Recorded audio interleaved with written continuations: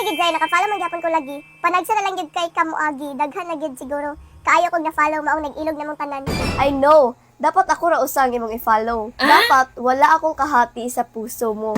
Charis, joke ra uy. Kamu ba? Hindi na kayo mabebero ha? Anyways, that's so true.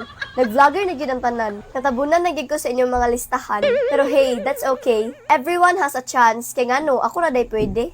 Bitaw, mas okay pa ang mag-vlogger na tang tanan. Kaysa nag-scatter na ang tanan. Charis. Pero speaking of scatter, di ta kabuot ninyo ha. Do your thing. Pero advice lang, just know your limits. And always remember that too much of everything is harmful. Tanang buta nga sobra, naay kapalit nga dili maayo sa atua.